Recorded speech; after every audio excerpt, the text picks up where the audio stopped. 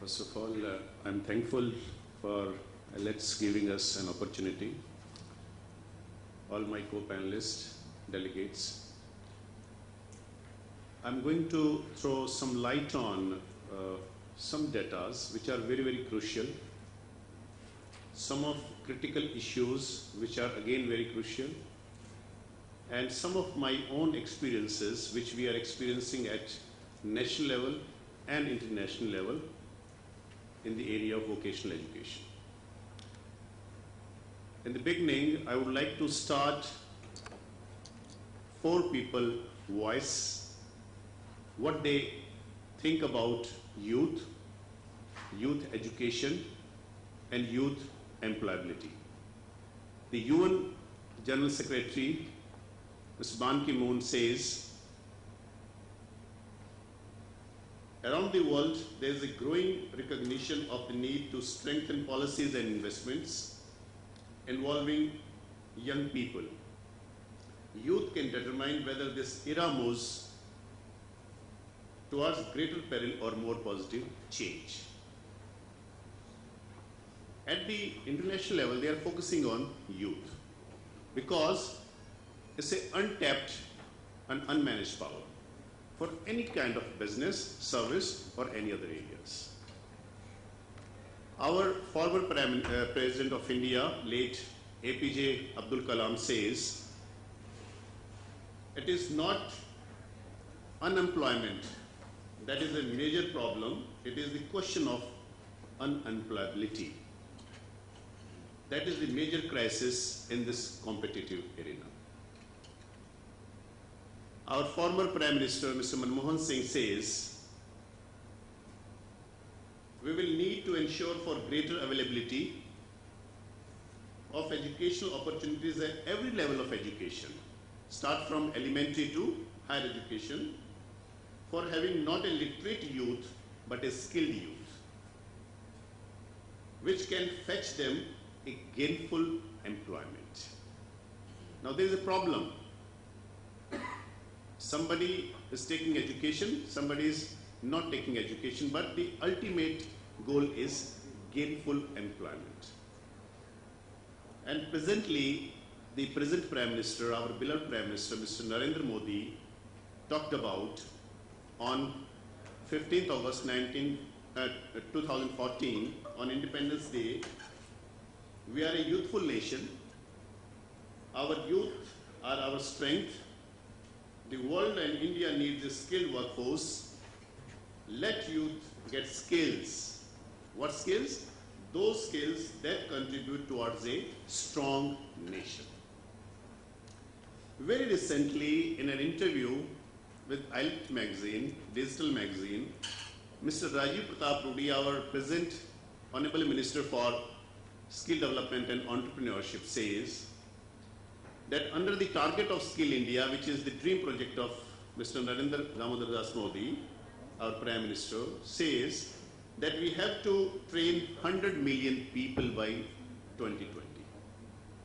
Now, why this big target at this stage? After 60 years of independence, why we are talking about such a huge manpower to be trained at this juncture? Because of, we never thought of classifying our education system in such a manner that what is for what is for what. Since we start our education just by taking knowledge, since beginning in the school, nothing been taught in terms of job. And especially this vocational education, if you really look at, tell me any one university which is exclusively university for vocational education. None of the university. Now at this juncture, the government is planning to establish the very first national vocational university. That's in Raipur. It's in the offing. They are in the part of planning everything so that they can fetch everybody whosoever requires vocational education under that umbrella. Again, one thing very important about vocational education is that this has been known to increase the productivity on one hand and profitability on one hand. If you talk about the productivity, every industrialist, every corporate house requires that. They are not sitting for charitable purpose. And profitability. Naturally, if you invest something, you should get in return something. So this means knowledge workforce must be seen the most important human capital required, which is skilled human manpower. Whosoever has the skills will give us more productivity and more profitability. I'm just experiencing one very unique thing. Now, tell me very honestly, how many of you, all of you might be having drivers, but tell me honestly, how many of you checked up the certification of a driver prior giving a job? Only one hand. Why it is so? Because driver job is not to drive only car. It has got many other skills required for a driver. We as an institute, we as basically a center of excellence at my college, doing one very good project in Malaysia. They had given us 14 courses, which are very crucial in terms of Malaysian population, and that too, Tamil originated population. They have 10% Tamil people, and in government, they have 4 members of parliament, 4 ministers in the government. Now, one of the minister requested one of the agency, and then we approached them and designed courses like, I would like to mention one course, lorry packing. Why this is so? Because 10,000 youth is busy in a work called lorry packaging. They have a huge packaging industry in Malaysia. Now what they do, it was a manually done. They were requiring, now do something in this area. We came back, we designed this small course, and within 6 months, having some technical equipments made for them, now the person used to take half an hour in one lorry packing, pure manually work, now along with some kind of small machines, not by stretching the rope with hands, only with machine, easy, very tightened, very flexible, he is able to pack that lorry within 10 minutes. Now you can very well imagine 3 lorries, he can pack it. So 3 lorries is equal to, let's say, $2, now $6. Automatically the productivity goes up. The same manpower, along with some kind of vocational training, he is able to earn more money with more efficiently. Now the car job, driver job, as I was mentioning, we have designed in such a manner. What you require the car driver? Yes, he should know how to drive. He should know how to clean, keep the car clean, neat and clean, from outside and from inside. That is also a job of a driver. Very small faults. If there is a voice in the car, he must know, he must notice that voice, why it is there. It is in the engine, it is in the tire, or any other of the part of the car. He must identify this. He should have skill of this, knowing this. Then he must know my owner's requirement on the way. If you are traveling, let's say 200 kilometers, he must carry some of the belongings to you perfectly. That's his job. The behavior, when he, in the morning, he must wish with a particular bend, with a particular style, with a particular smile. I mean, these are the skills. But in a driver job, if you interacted 10 drivers in a day, you will not find even a single one. In service industry, I am in Udaipur, city of lakes. We have 2,000 hotels of 3 to 4 star category, and very surprising to you, some of might be not knowing, we have 11 5-star and 7-star hotels in Udaipur, population of 5 lakhs people only. We have 7 stars Uday Vilas. There's a hotel by Oberoi's. That's 5th in the world and 1st in Asia. Very good hotel. But from where you bring the manpower? That's one of the questions. Now, we realized, along with our Udaipur Chamber of Commerce, why can't we train our local youth for these hotels? Because in all of conferences like this, the general managers used to curse on us that we have a lot of turnover. Manpower joins, people from Delhi, people from other metros, Bangalore, Mumbai. It's a small city, they don't have nightlife, they don't have to any place to enjoy, so they leave in it. Now they were facing a lot of crunch, specifically the lower manpower. Now what to do? We have decided to start this center and registering local youth, but giving them full-scale training. They can get a job also. I mean, now the question is the skills or the vocational part, where to set up, where to train, whom to train, where it is the requirement is there.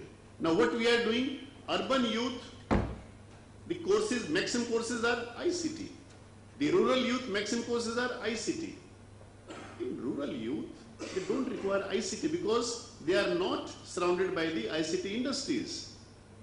Like Udaipur is a place where hotels are there, why not the youth can be trained in that area only? Why the vocational part should be very strong in that area only? Why to bring the production courses, why to bring the other kind of courses, automobile courses in a city like Udaipur? A city like Gurgaon, a city like the big cities, Pune, yes, maximum automobile courses should be, the youth can be exposed to those kind of courses. Because of the employability, they immediately get the employment. So this skills part, if we really look at the perspective, which area is full of what kind of skills requirement, if we do this kind of study and establish institutions like this, then I think we can grow more faster, we can provide more education to youth, and there won't be any unemployment problem in this. If we look at the education scenario in India, we have elementary, secondary, senior secondary, then college, then obviously PG and higher education, the PhDs. Now see how we really get this. After 5th dropouts, you will find maximum people without having any skills. If you ask anybody, kitna padhe aap? 5th class. No skills at all. Because he never got any opportunity to get a skill. All servants, domestic servants, all small job keepers. No, I mean, nothing, no skills at all. Then go to the secondary level. Then we have introduced in 11th and 12th some of the vocational courses. But now the problem is, the critical issue is, if you get into that, your higher education or going up closed. There is a barrier. You cannot transfer from this level to that level. You cannot go to that level. Although this system would have been, if anybody who's having at 11th and 12th level the vocational courses, maybe with some kind of a bridge course, he should have been given the another opportunity for higher education if he or she wishes. But now it is coming into this system, bit flexible system, so that the candidate can have transfer from that. Then we have what we get after 11th and 12th. We get basically some of the polytechnics and some of the ITIs. We get supervisory part or the technical part, technical assistant part. Then from polytechnic, now we have a lateral entry course. They can get into engineering courses in the second year, third year and fourth year. They become engineers, technocrats. Then after doing some of the higher level courses, they can pursue their PhDs or higher studies, they can become scientists. My point is, with this kind of education scenario, there must be a very flexible system, must be the year-wise, we should have stretch stretching the years so that any of the point, if anybody wishes to work, can work and can come back.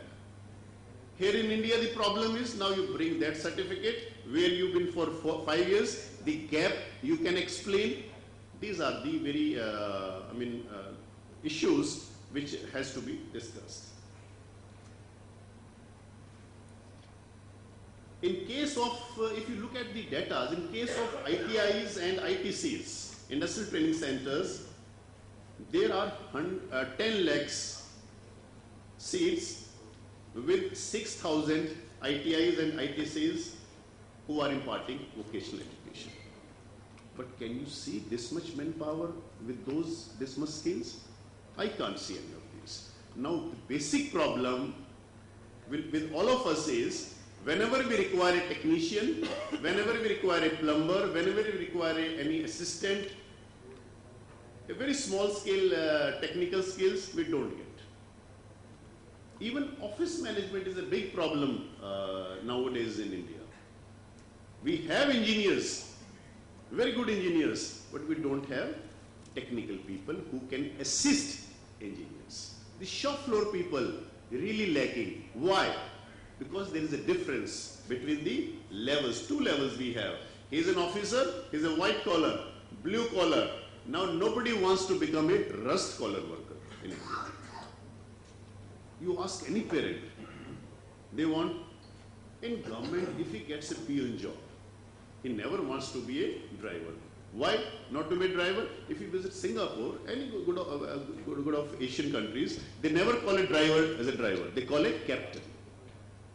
One respectable tag is a captain, and they look like a captain with a cap and everything, with the dress, and they behave like a captain, because it doesn't mean that a aeroplane is driven by a pilot and it is driven by a driver, bus is driven by a driver. Driving is a driving job. And another thing is, if you ask any driver, you want to become engineer or driver? He says, any of these. He said, why? Because we are paid equally. And engineers and the driver, not much difference. Not much difference in the, the salary part, the economic part. So my point is, if we change the mindset of our youth for this kind of mentality, I think we can do much better. We can start those courses, and there is no shame, there is nothing, no harm to pick up those courses and to learn and work for the nation as such. In the end, I would like to mention some of the issues which are very, very crucial for our this scenario. One is, there must be industry and institution interface. People were talking about yesterday the role of industry. Yes, it is vice versa. The institution and the industry, they should have tie-up, because their needs we must understand and our need they must understand. If we are inviting them for their needs to fulfill, they must invite our youth for the employable part. Acute shortage of skill development institutions. There are higher education systems, many technical institutions, but specific institutions having skill development is missing. Disconnect between skill required by industry and skill provided. As I mentioned earlier, we have to divide the cluster wise. Wherever the skill is required, what kind of skill is required by the industries, we have to, this skill provided and what is required, we have to match that. We have to connect these two. Outdated modules. One particular technical know-how is available, let's say China is experiencing, will have after 5 years, the outdated that part. But we have to think the entire this knowledge part is globally, not the locally. That we require in India this much. No, we have to think all slavery and the requirement part in the global part. Severe shortage of trained instructors. That's what we are facing even in the higher education system. There is none of the institutions who is training faculties, who is training instructors. All IS people, all administrative people are trained by very rigorously for 2 years. in a very well managed institutions, Lal Bahadur Shastri Academy or Hyderabad Police Academy or any other academies.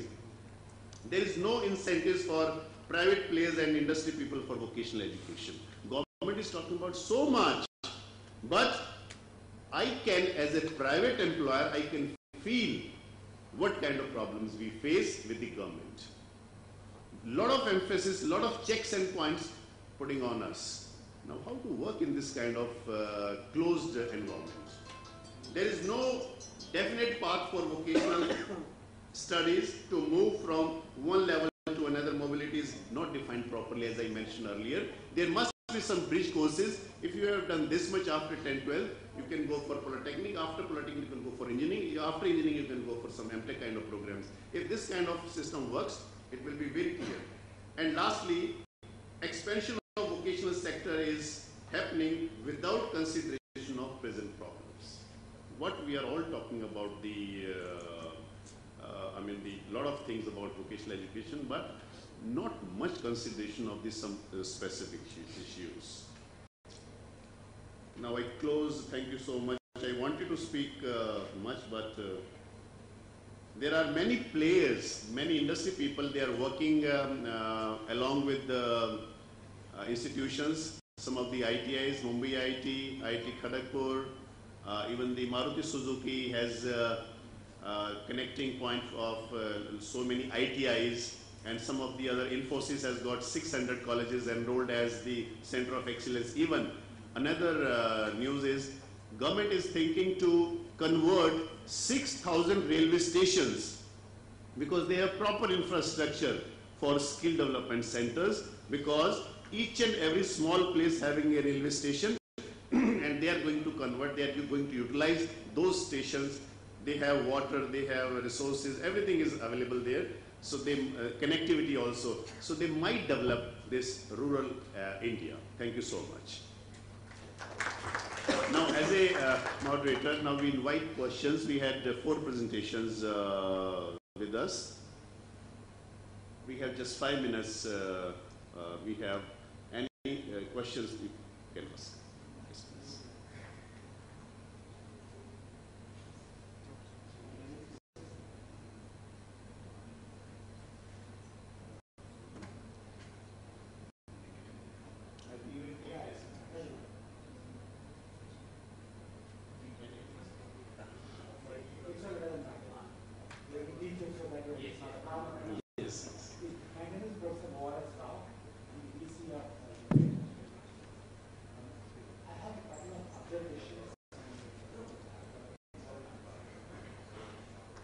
Still, as far as the need for skills, and particularly for the soft skills, it's not new. We've been seeing it for the last few years. And with the entry of the private players into the higher education, at least for the last about 5 to 10 years, every one of the private business schools, private degree colleges, private universities, they have got soft skills as a part of the curriculum. Most of them. Nobody will say that we don't have it. But at the same time, like in fact, we have mentioned earlier, while we have got programs, we have been conducting them, what's the outcome of that? That is something that typically we simply running the savings or running the other knowledge-based programs. With the result, what I have seen is, in fact, we leave aside the fact that 10% of the students coming from the metros. In fact, I run the university in Ranchi. All our students come from Bihar, Jharkhand, and Sri Lanka.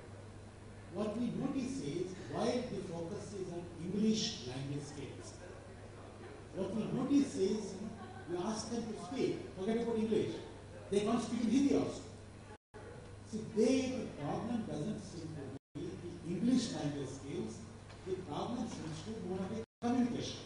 In fact, as a matter of fact, and in fact, I'm not ashamed to say that, sometimes we request our recruiter to interview them in Hindi. Even they don't speak. So there, the fundamental issue is not of English language communication. The fundamental issue is communicating and expressing in their own mother tongue. Because from the school days, when you decide the public school, most of the students that come from the Indian schools, There, it is a monologue. A teacher speaks and students listen. With the result, the students do not have an opportunity to express themselves. I think that is something that it is not addressed. Whatever be the kind of skill programs that we have for these soft skills and that, they complete 4 years of engineering. Think for a moment, at the end of 4 years, when they come for an interview, they can't speak. Even in Hindi, forget about the English. Even in Bengali, even in Tamil, that is something we have to address. So to that extent, these skill building programs, they need to keep in mind what is expected of them, what is the background. They can't be one size fits all. What we do in Delhi may not be the same when we do it somewhere else. Very true. To that extent, they have to be well tuned with the kind of target students or learners. And there have to be some milestones to see how they are progressing. No doubt they have gone through this soft skills program. What happened after that? So that is one observation. If you've got some experiences to that, you'll get better. The second point, just a minute, the second observation that I have is most of the soft skills programs today it's not evaluated, they don't get credit for it. As per the UGC norms, whatever the KSAT norms today, you could say that a course where has attended course or not attended. When once we do that, today what we notice is practice the students bunk classes. When it is a soft skills class, it is a freedom for them to go. Because most of them may not accept it. It's a harsh reality. They attend classes of the core engineering. In MBA, they attend the classes of the core kind of discipline. As far as soft skills is concerned, it is optional. When it is optional, similarly, not only in the school or in the college, the parents are happy. What is the question parent asks the student? How many marks you got in mathematics? Have you got distinction? No parent asks them like how much of soft skills you got. Similarly, come to our own colleges into that. The head of the department, what is that? How much percentage you got into this? Have you got a good grade in core engineering? Have you got a good grade in marketing management? How many times you find it has got good skills or not? With the result, today what we notice is they get exposed to the courses over. Then it is too late, too much too late. Then what they do is they don't get selected, they don't get the dream job. They say, I got distinction, I got first rank, they don't get it. Then they go up to the coaching centers. And to that extent, as far as the second point is concerned, how best we can integrate these vocational skills, I'm not talking about vocational education, into the formal program, so that at the end of the program, you need to get a person who has got knowledge, core skills, plus the soft skills. Yes, academic and practical. Yeah, how do we design the program in such a way that, on one hand, the program design is important, delivery is important, assessment is important, assessment of that as good as we do for the knowledge person. These are just observations, we got some experience, we get it. Thank you. I think, very nice. I think Dr. Ramaswamy will take for 1 minute. I totally agree with you, sir, but kindly understand our experience here.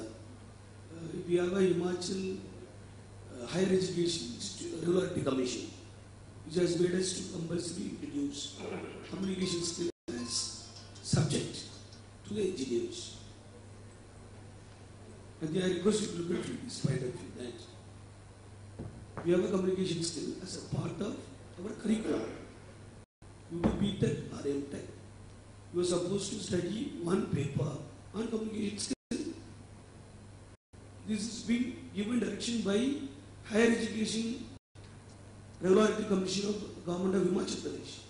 So it's already part of our regular formal education. Number one. Number two, I totally agree with you, sir. A good engineer, a good doctor, maybe the vice chancellor should not get offended. He's a doctor. A good doctor, a good engineer is not a good communicator nowadays. It's a biggest worry. Not all, few. For that only, you have reduced communication skill as a compulsory. Number two, please understand the youth of India, sir. Let us not go back to the past history. Let us get into the postmodern history. Each individual youth who are BTech student, MTech student, MBBS student, they go out and take English communication skill and get proper coaching. This is what university now began to teach as a separate curriculum, as additional subject, as additional course. Now you will be surprised. In AP Shima University, we are having 285 students enrolled for only communication skill after the university time is over, who are engineers. So I think this process we should disseminate throughout India, and then we can achieve. Thank you. I think, yes, please. Please, Yeah, you I can just speak took first. half a minute. I am a retired professor from IIT Roorkee. I had been vice chancellor of a private university for 2 years. Now I am professor emeritus here in Lucknow. So I just take very special note. See, Aurobindo had defined teaching. Nothing is to be taught. You have to make one learn. Now, who will make them learn? School teachers. So we should have the best talents in school. We have read books written by a school headmaster when I was doing my master's in Roorkee. We should have the best talents in school. Let's see how we can do that. So then only we can have good education. Best talent should go to school. Let's do something on that. I have a definite plan. When time will come, I'll let you know about it. Thank you. Thank you so much, Professor. Yes, please. Yeah, I'm Professor Bera from Sant Longwal Institute of Engineering Technologies. We were talking about the integrations of the vocational education with the formal. Let me inform them, this entire August House, there are 4 institutions funded by MHRD. One is Sant Longwal Institute of Engineering Technology, another is in NIRIS, then Central Institute of Technology, Kokrajhar, then Ghani Khan Institute of Engineering Technology, GKCIT. These all 4 institutions are known as vertically integrated institutions of higher learning. At Slight Longowal, we have the first module is the ICD, that is Integrated Certificate Diploma Programs of 3 years. They are again integrated to degree programs of the 4 years. In each level, the student has to pass the All India test, then they will be able to move further. 4-year course of our institutions are filled by the JEE mains, and 50% of the seat are vertically integrated with the ICT students. Again, in ICT, the entry point is the 10th standard. If the student successfully pass the first 2 years, they will be integrated, they will be further promoted to degree. Otherwise, they will be terminated with the certificate. And this certificate is equivalent to 10+2 of Punjab government. And obviously, the person who has completed entire 3 years will be laterally integrated to the second year of the 4-year course of the CSAP students who have come from JEE Main. This is one of the success story of our institution for last 25 years. Thank you very much. Thank you, sir. I think you can have half minute, yes. Yes, sure. I am Professor P.S. Raju, Vice Chancellor, Andhra University, Visakhapatnam, Andhra Pradesh. It's one of the oldest universities in India. It's also ranked at 151 by QS ranking in British countries. What I want to say is, Professor Ramaswamy said, communication skills is a subject introduced in our university and also local universities for a long time. Unfortunately, forget about engineers and doctors, the teachers themselves do not have communication skills as expected. Most of them will come across as teachers. You said teacher academy. That is true. But the teachers are trained in B.Ed, M.Ed courses. They are also trained in academic staff colleges. But the results, as you know, is very unsatisfactory. So we have to start somewhere to meet the requirements as demanded. Thank you. Definitely.